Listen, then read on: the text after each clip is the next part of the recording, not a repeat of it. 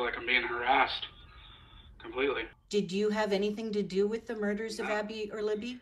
Not at all, and I've gave up my DNA, a hair follicle test. I've done everything they wanted me to. In December, Delphi investigators announced that catfish account Anthony Schatz was active on Instagram and Snapchat in 2016 and 2017, and they asked for anyone who interacted with that profile to come forward. But more than a year ago, then 26-year-old Kegan Kline admitted to investigators that he was behind the fake profile and that he used it to ask young girls for nude pictures and videos. Tell me about Anthony Schatz. Why did you create that profile? I don't really know. I was just lonely, you know what I mean? Just talking to people. I don't know why I did it, really. And were you ever trying to meet these girls in real life that you were talking to? No, never. Just 11 days after the murders of Abby and Libby, task force investigators served a search warrant on the home that Kegan shared with his dad. At the time, the FBI told the Lafayette Journal and Courier they found nothing to indicate a connection to the Delphi case. Kegan's electronics were confiscated then, but he wasn't arrested until 3 years later. He's now facing 30 counts of child pornography and child solicitation in Miami County, Indiana, unrelated to the Delphi murders. He says, though, that Indiana State Police told him Anthony Schatz had been communicating with Libby before her murder. So why do you think investigators are putting so much focus on you right now? I have not a clue. I think it's because they said I was the last person to talk to her, is what they've told me. And then she shows up at the bridge and they're abducted and later found dead. Right. And that was not you? No, 100% not. Kegan says he has no memory or knowledge of communicating with Libby, and investigators haven't confirmed if what he says is true. Do you think you're going to be charged with anything related to Abby and Libby's murder? No, I don't. This is breaking news from the Fox 59 newsroom. We begin with breaking news out of Delphi this afternoon. We are learning new details about the investigation into the murders of Libby German and Abby Williams on February 13th, 2017. For the first time, we know what investigators were asking a key figure in that investigation.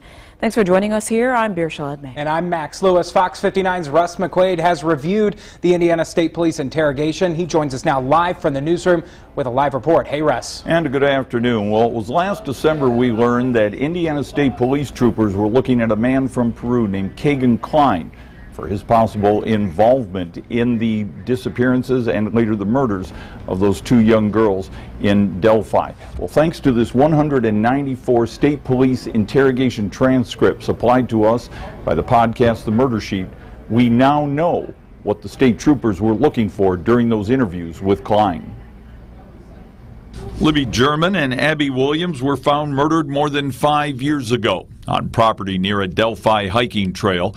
The best evidence police have of the girl's suspected killer came from video captured on Libby's cell phone. But her phone also holds other secrets. Police first seized Kegan Kline's phones and laptops, searching for evidence within days of the murders. Then, in August of 2020, Kline was arrested for 30 counts of child solicitation, child exploitation, and possession of child pornography, based on what was on his electronic devices and sent by his online persona of Anthony Schatz. During his interrogation by a state trooper and a sheriff's deputy, Kline was confronted with the knowledge that detectives know he was communicating with Libby and or her friends the night before she disappeared. You know you talked to her and you admitted talking to her, says the ISP detective. I think I talked to one of her friends, said Kline. So just like talking to Libby German is a fact, the trooper says. Right, says Kline. Okay, says the trooper. Anthony Schatz communicated with Liberty German. Then, a couple pages later, the trooper confronts Kline that he admitted that he was supposed to meet Libby on the Delphi High Bridge the day she died. We have a friend saying that she knew that she was trying to meet up with Anthony Schatz, says the trooper. I don't ever remember ever saying to meet up with me, though, said Kline. The trooper quotes Kline's message to another person after he learns Libby and her friend were murdered. Anthony Schatz says, yeah, we were supposed to meet, but she never showed up. That's a damn lie, said Klein. State Police issued a statement to Fox 59 News this afternoon, making it clear that ISP did not release this transcript and is declining to comment due to the ongoing investigation. In the transcript, Klein maintains he didn't kill the girls. In the next hour, we'll explain Klein's admission to police that maybe someone else had access to his messaging accounts. We're digging deeper into the disturbing new details surrounding the murder investigation of Abby Williams and Libby German. Good evening. Thanks for joining us tonight live at 5. I'm Dan Spieler. And I'm Beershell Edmay, in for Fanchon Stinger this evening. We told you how new transcripts revealed more information about the man suspected of running an online account under the name Anthony Schatz. From a jailhouse interview, Kegan Klein claims his dad likely had access to that account as well. Fox 59's Max Lewis tells us what police need now to make their case. Kegan Klein is right now sitting here at the Miami County Jail on numerous child pornography charges. In one of those bombshell interviews, he told investigators that his dad, Tony, would not have had access to his social media accounts. But in an interview with a journalist, he said the exact opposite, that his dad would have had access to that Anthony Schatz account. We knocked on the door of Tony Klein's home in Peru today, where he lives and where his son Kegan stayed with him in 2017.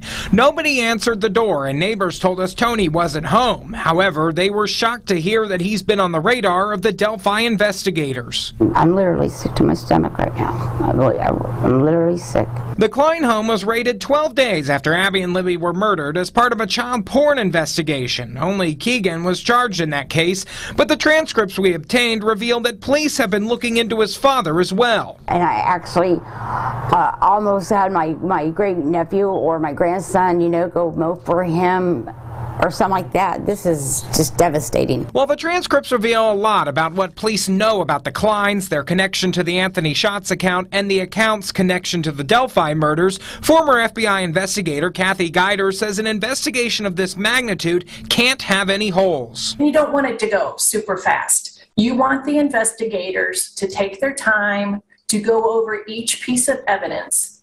And then when you present it to the prosecutor, you're saying, here's what we have. Guider says that the extensive use of electronic devices and social media in this case can slow the investigation down. If this is a shared computer in a house or a laptop that's shared, you've got to be able to say with certainty, this person used it this date. We know this because A, B, and C. Guider says people should be patient, and she believes investigators are likely closing in. So there's a lot of work. I have no doubt state police, FBI, county sheriff's department, they're all still working. They're working hard. It just takes time. Indiana State Police did not want to comment on the transcripts because it's an ongoing investigation. We also reached out to the families of Libby and Abby, and they didn't return our request for comment either.